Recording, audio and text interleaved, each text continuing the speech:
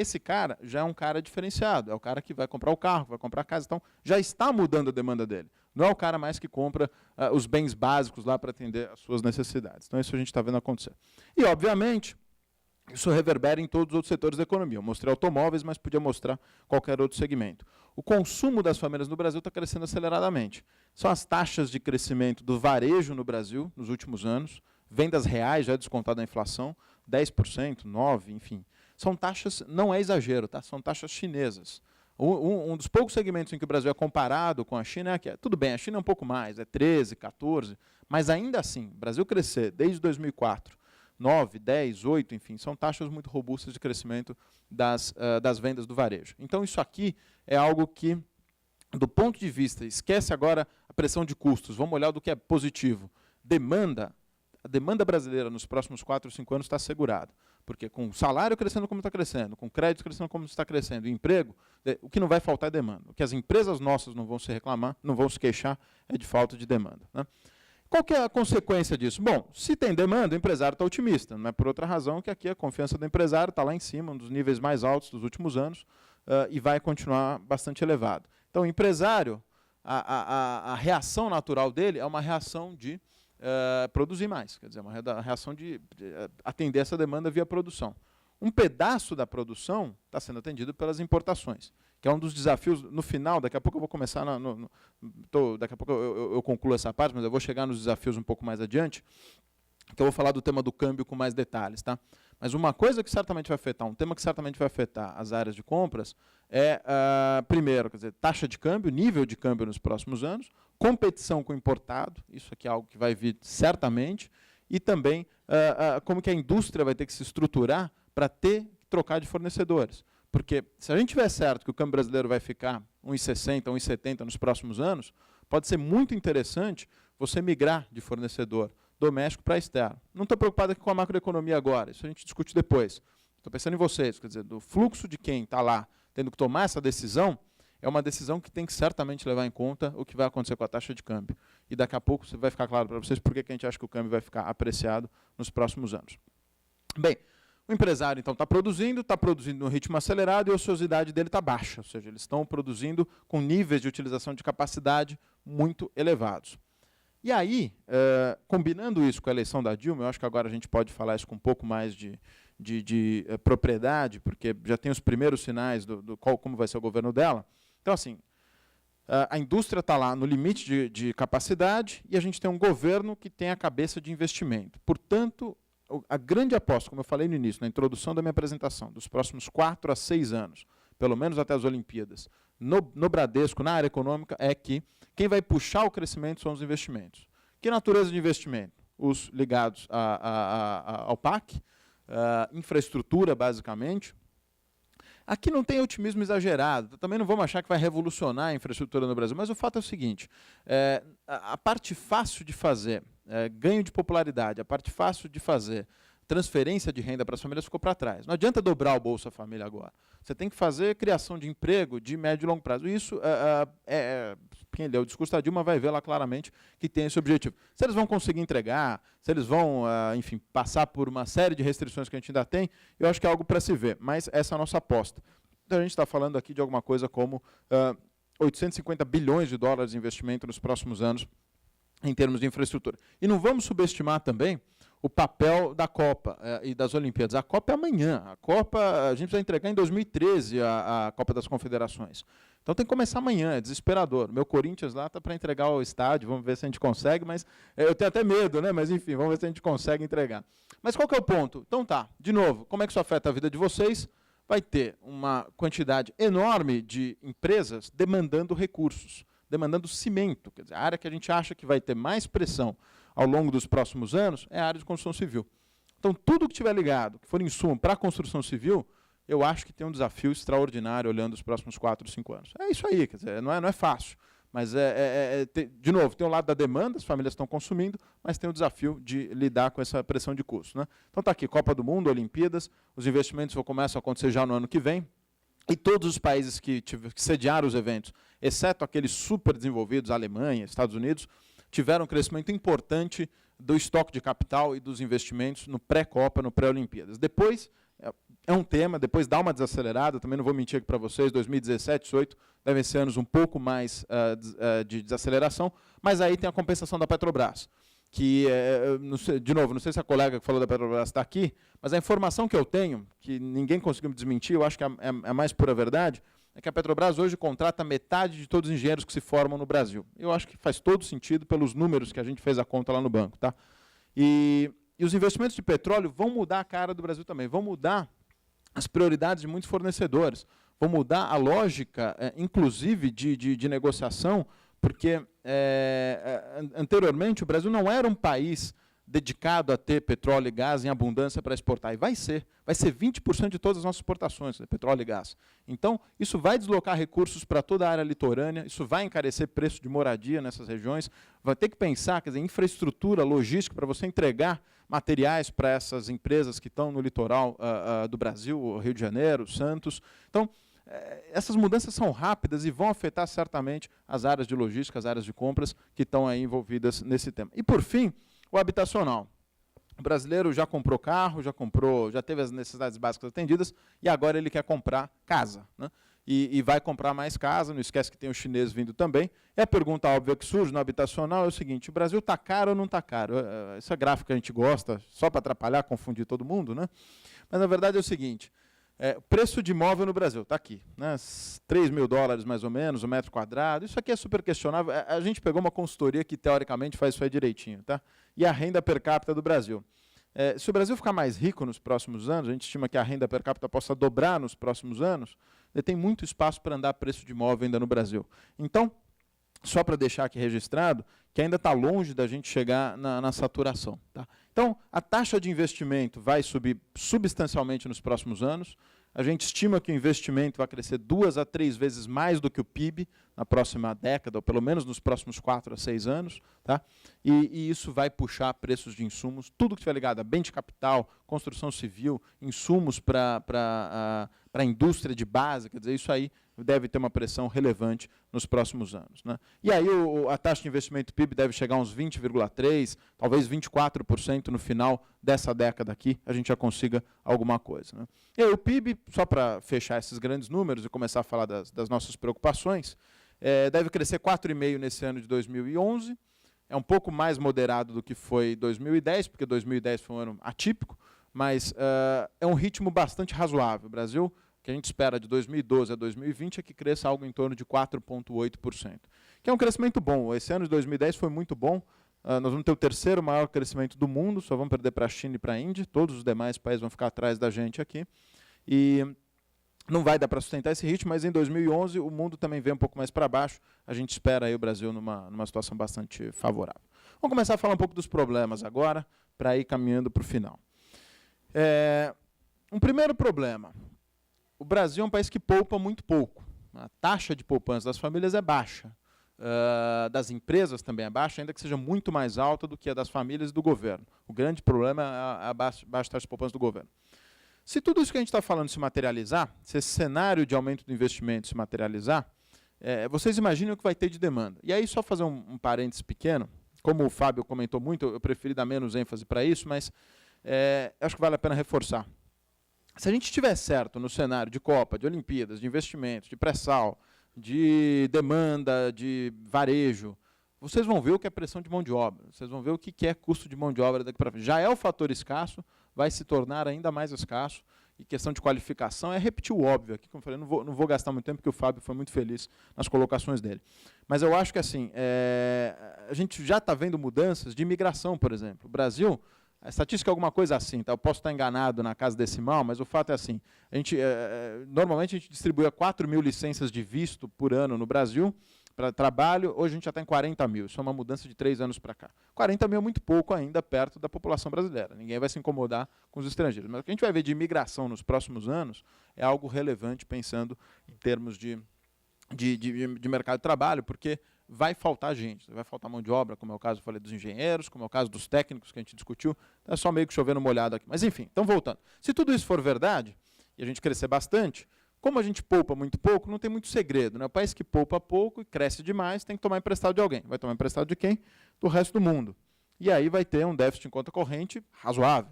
Vai ser o segundo maior déficit externo do planeta Terra em 2011.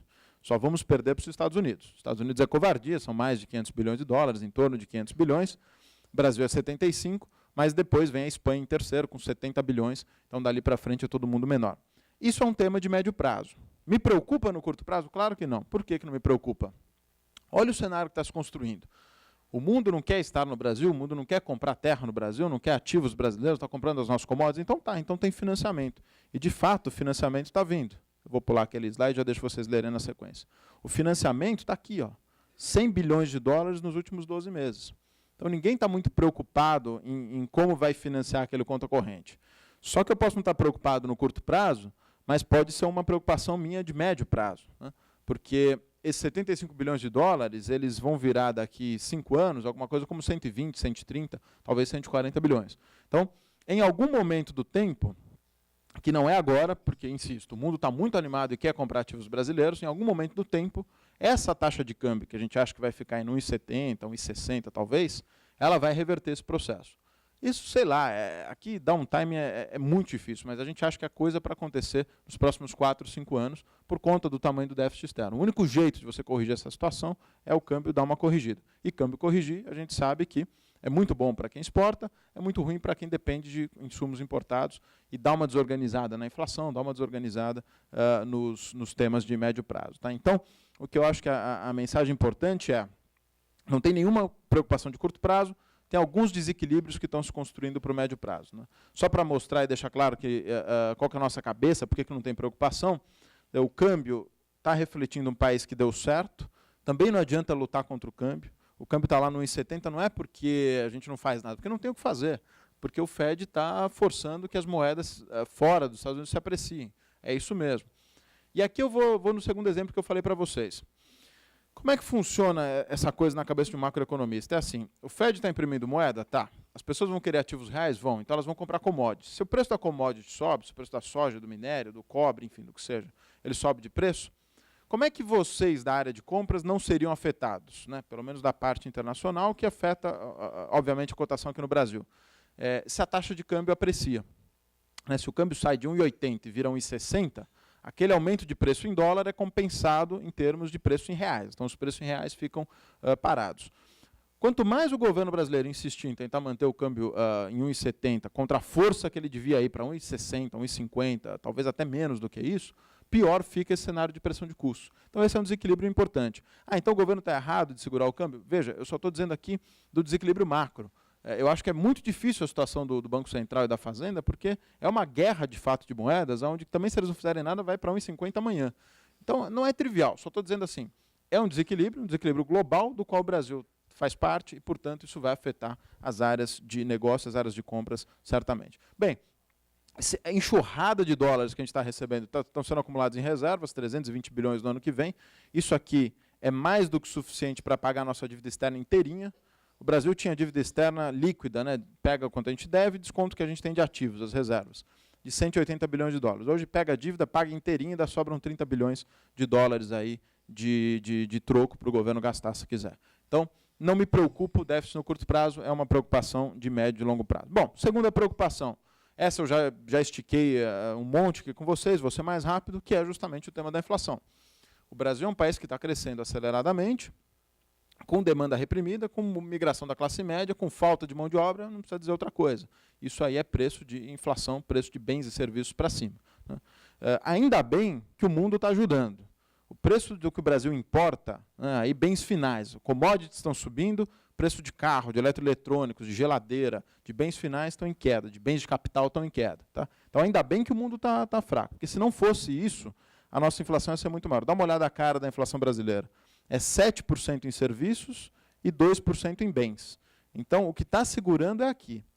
Esse segmento aqui, e aí é que vem a pergunta do nosso diretor de compras, a hora que a gente mostrou esse gráfico, ele falou, olha, eu estou muito mais pressionado, e está mesmo.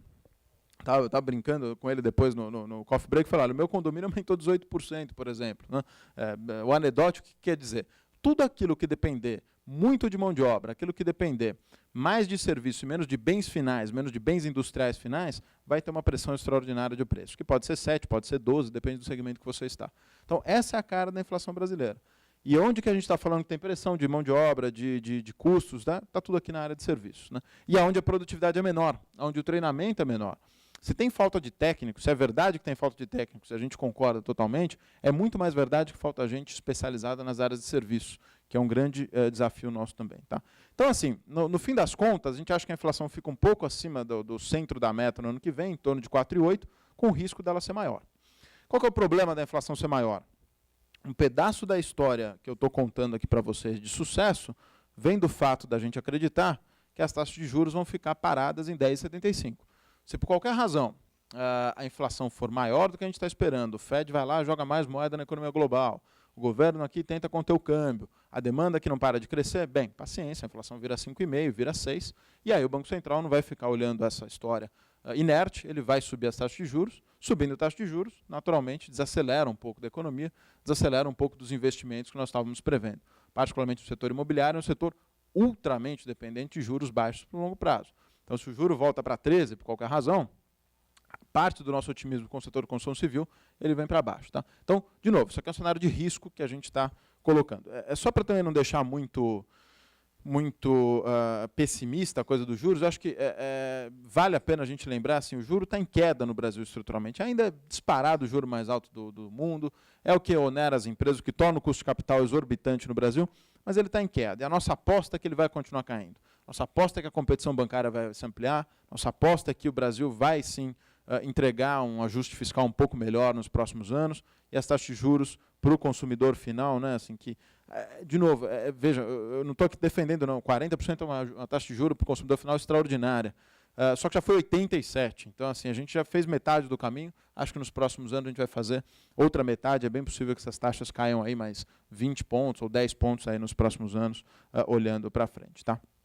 Qual que é o outro risco, para fechar aqui? Ou dois últimos riscos aqui para fechar, é que um eu já falei, eu só deixei para deixar a coisa um pouco mais clara no final. Tudo que a gente está discutindo aqui tem uma raiz comum, que é, olha, o governo brasileiro é um governo que gasta demais. Parte das pressões de demanda, parte das pressões de salário, parte das pressões de infraestrutura, é um governo que gasta mal e muito. Né? Então, bem, isso gera dois tipos de problema. Um problema é, bom, se gasta muito, vai ter problema de endividamento. Tem um problema de endividamento e não consegue pagar a dívida. Não é o caso do Brasil. A dívida no Brasil está em queda. Se você comparar isso com os Estados Unidos... Lembra, eu trouxe o gráfico, lembra aquele um dos primeiros gráficos que eu mostrei, dívida lá do G7, né? No pior nível desde a Segunda Guerra Mundial. É comparável com essa estatística. Eles estão em 115 e a gente está em 40. Então não tem nem comparação. O Brasil está numa situação muito favorável. Ninguém acha que o Brasil vai deixar de pagar a sua dívida. Mas o problema é de segunda natureza. Então são duas. Ou você não paga a dívida, ou você começa a atrapalhar o bom funcionamento da economia. Você começa a crescer um pouco menos, o PIB potencial esbarra, porque a infraestrutura não é boa. Então, esse é o desafio nosso. Tá? Se a gente pegar o tamanho do crescimento do gasto público nos últimos anos, olha só, né? Ele foi extraordinário. E aqui é que vem algumas das críticas. Mas o problema do Brasil é de carga tributária. Né? A carga tributária é muito elevada. Eu jamais discordaria dessa frase.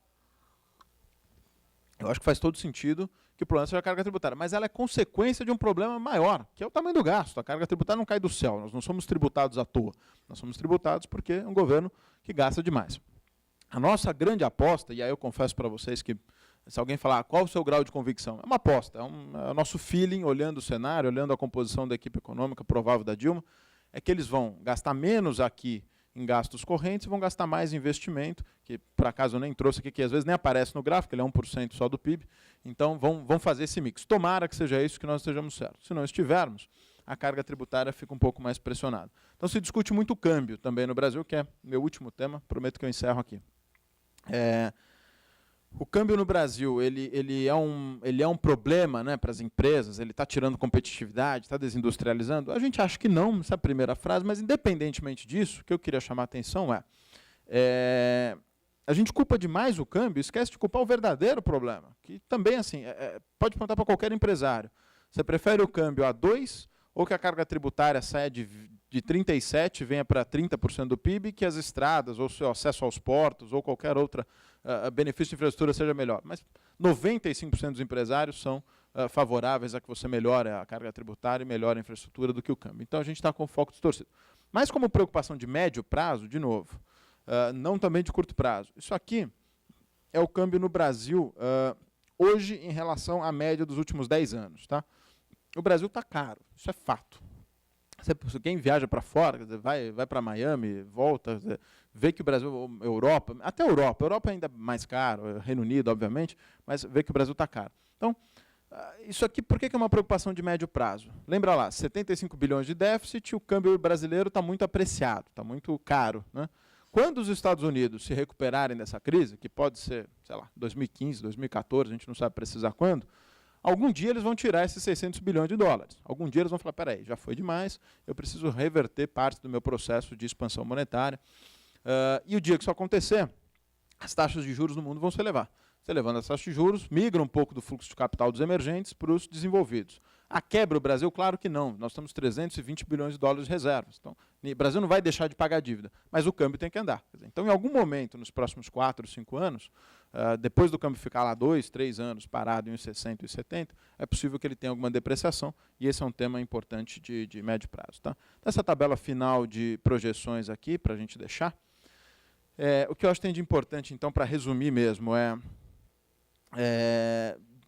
podem apostar que tem demanda no Brasil nos próximos anos, ninguém precisa ficar com medo de falta de demanda, isso vai ter. Vai ter crescimento da renda, vai ter crescimento do emprego, então tudo isso está contratado. Os riscos estão justamente associados a mercado de trabalho, então pressão fundamental ali, segmentos de infraestrutura, de investimentos em construção civil, e tudo que vai ligado a BK, né, bem de capital, vai ter uma pressão importante, e tem isso, tem um outro desequilíbrio aparecendo no governo, um desequilíbrio externo, que não tira o sono de nenhum economista por enquanto, mas pode preocupar a gente para o futuro, tá certo? Pessoal, falei demais, falei até mais do que eu queria. Vou devolver a bola aqui para os nossos amigos e a gente volta depois, tá bom? Obrigado.